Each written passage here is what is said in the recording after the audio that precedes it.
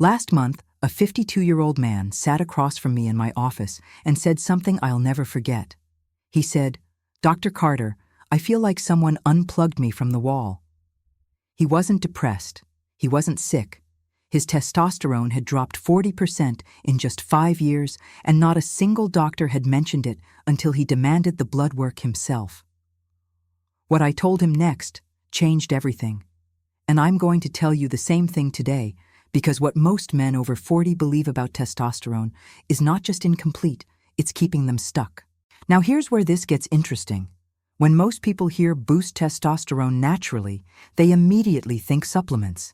They think some magic pill from a late-night infomercial is going to fix everything.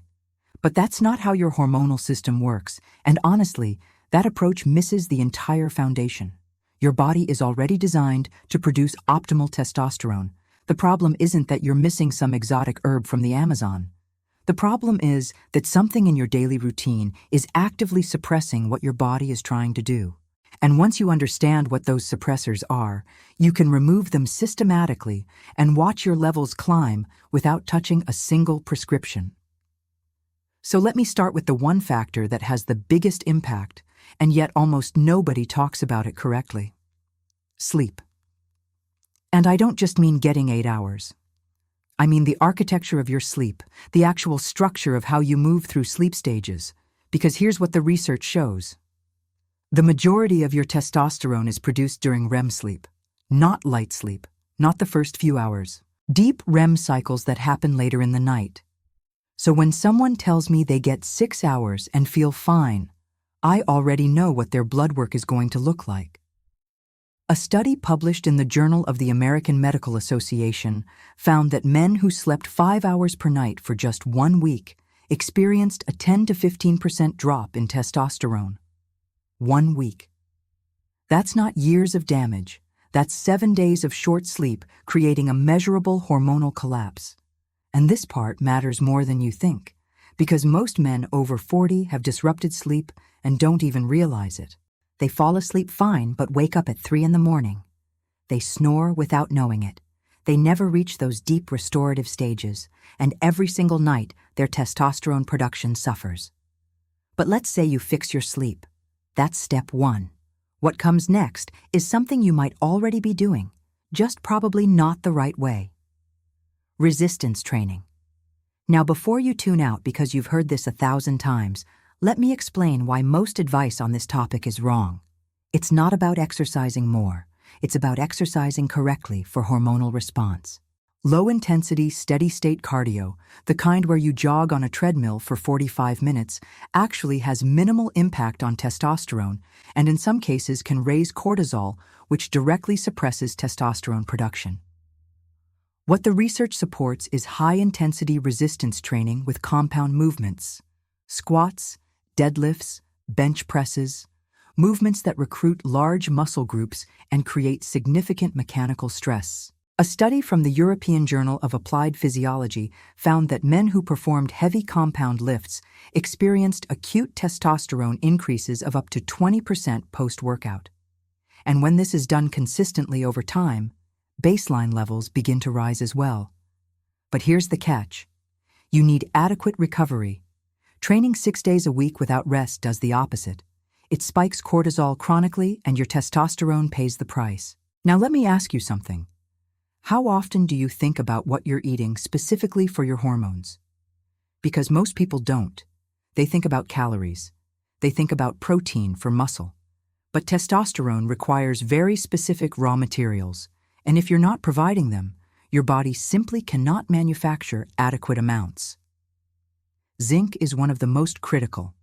It's directly involved in testosterone synthesis, and studies have shown that men with zinc deficiencies consistently have lower testosterone levels. Foods like oysters, beef, pumpkin seeds, and eggs are high in zinc, but most men over 40 are mildly deficient and don't know it because it's rarely tested in standard blood work. Then there's vitamin D, which technically functions more like a hormone than a vitamin. A study in hormone and metabolic research found that men who supplemented with vitamin D for 1 year saw significant increases in total testosterone compared to placebo. And here's what's wild. An estimated 42% of American adults are deficient in vitamin D. That's nearly half the population walking around with suboptimal levels of something directly tied to testosterone production. 20 minutes of sunlight on your skin produces around 10,000 IUs naturally. But if you live in a northern climate or work indoors, you're likely not getting enough. Now I want to shift gears for a moment because there's a hidden factor that sabotages testosterone more than almost anything else, and it has nothing to do with what you eat or how you train. It's stress. And I'm not talking about the occasional bad day.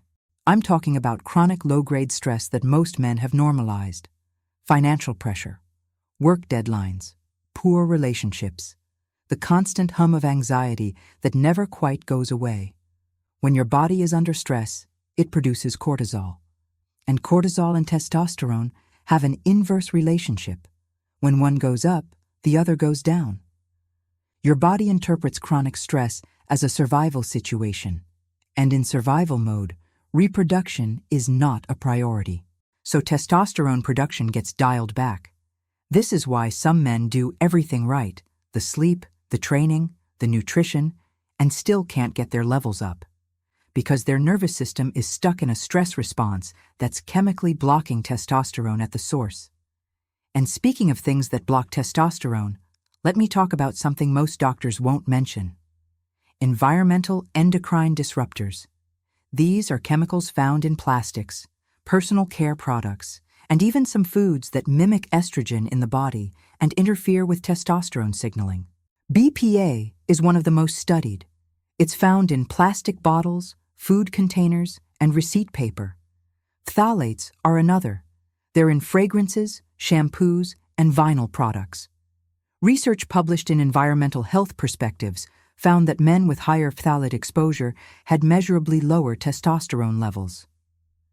Now, I'm not saying you need to live in a glass bubble, but reducing your exposure by switching to glass containers, choosing fragrance-free products, and filtering your water can have a meaningful impact over time. There's one more thing I want to address before we wrap up, and it's probably going to surprise you. Body composition, specifically body fat. Adipose tissue, which is fat, contains an enzyme called aromatase. Aromatase converts testosterone into estrogen. So the more body fat you carry, the more of your testosterone gets converted into estrogen before it can do its job. This creates a vicious cycle because low testosterone makes it harder to lose fat, and excess fat lowers testosterone even further. This is why getting to a healthy body fat percentage, somewhere between 12 and 20% for most men, is foundational. Not for aesthetics, for hormonal function. So where does this leave you? Here's my verdict as a physician. Boosting testosterone naturally is not about one magic trick. It's about removing the obstacles and giving your body the raw materials it needs. Sleep deep and long enough to complete full REM cycles. Train with heavy compound movements and prioritize recovery. Eat foods rich in zinc, vitamin D, and healthy fats. Manage your stress like it's a medical issue, because it is. Reduce your exposure to endocrine-disrupting chemicals, and get your body fat into a healthy range. These aren't quick fixes. They're lifestyle shifts that compound over time. But the men who commit to them don't just see their testosterone rise. They feel like themselves again. Now, if you found this valuable, I think you'll want to hear what I have to say next, because one of the biggest complaints I hear from men over 40 is not just low energy. It's brain fog, memory issues, and trouble focusing. And the connection between testosterone and cognitive decline is something we need to talk about, because what's happening in your body and what's happening in your brain are more connected than you realize, and the solutions overlap in ways that might surprise you.